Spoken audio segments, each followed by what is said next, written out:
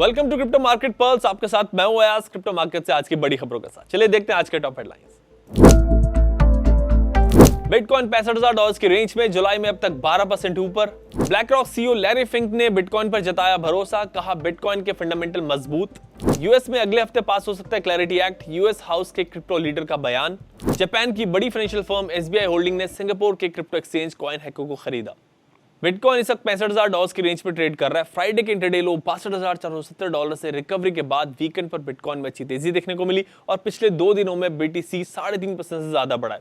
जुलाई में बिटकॉइन लगातार हायर लोज बना रहा है। करीब $57,700 से रिबाउंड के बाद डेली चार्ट पर भी सेंटीमेंट पॉजिटिव नजर आ रहा है। इंस्टीट्यूशनल इन्वेस्टर्स भी इस रेंज पे बाइंग कर रहे हैं। पिछले हफ्ते लगातार 4 ट्रेडिंग सेशंस में यूएस पर बिटकॉइन ईटीएस में टोटल $500 मिलियन से ज्यादा का नेट इन्फ्लो रिकॉर्ड हुआ। दुनिया के सबसे बड़े एसेट मैनेजर ब्लैक रॉक के सीईओ लैरी फिंक ने कहा है कि बिटकॉइन के फंडामेंटल मजबूत है। उन्होंने कहा कि रीसेंट क्रिप्टो मार्केट करेक्शन की सबसे बड़ी वजह एक्सेसिव लिवरेज थी, ना कि मार्केट फंडामेंटल में कमजोरी। अब जब मार्केट से ज्यादा लिवरेज निकल चुका है तो उनका मानना है कि बिटकॉइन का करेक्शन फेज पीछे छूट चुका है और अब क्रिप्टो मार्केट की पोजीशन पहले से ज्यादा मजबूत नजर आ रही है। यूएस हाउस की डिजिटल एसेट सब कमेटी के चेयरमैन ब्रायन स्टील ने कहा है कि क्लैरिटी एक्ट अगले हफ्ते सेनेट में पास हो सकता है। स्टील ने कहा कि सेनेट पिछले कई महीनों से फाइनल एथिक्स प्रोविजन और दूसरे मुद्दों पर नेगोशिएशन कर रहा है और यह बिल अगले हफ्ते सेनेट से पास हो सकता है। उन्होंने यह भी कहा कि जो लॉ मेकर्स क्लैरिटी एक्ट पे रिफॉर्म्स की मांग कर रहे हैं उन्हें इस बिल का सपोर्ट करना चाहिए। जापान की बड़ी फाइनेंशियल कंपनी एसबीआई होल्डिंग्स ने सिंगापुर बेस्ड क्रिप्टो एक्सचेंज कॉइनहेको में मेजॉरिटी स्टेक खरीदा है।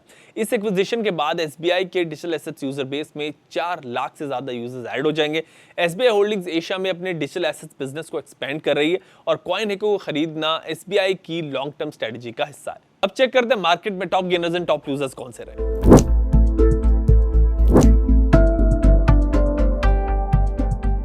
अब बारी है रेजिस्टेंस एंड सपोर्ट लेवल्स की। बिटकॉइन का रेजिस्टेंस लेवल है $65,500 से $66,500 के बीच।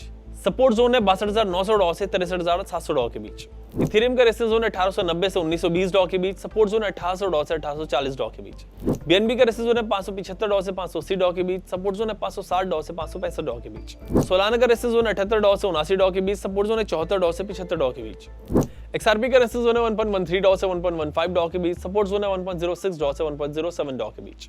बिटकॉइन जुलाई में अब तक 12% से ज्यादा ऊपर और फिलहाल शॉर्ट टर्म में टेक्निकल आउटलुक पॉजिटिव नजर आ रहा है। अगर बिटकॉइन $64,500 के ऊपर स्ट्रॉन्ग वॉल्यूम के साथ डेली क्लोज देता है और सस्टेन करता है तो मोमेंटम और स्ट्रॉन्ग हो सकता है। इसके बाद $66,000 और फिर $68,000 के लेवल्स भी ओपन हो सकते हैं। ट्रेडिंग करते वक्त इन लेवल्स का ख्याल रखें और क्रिप्टो पे अगर कोई सवाल है तो हेल्पलाइन नंबर पर कॉल करें।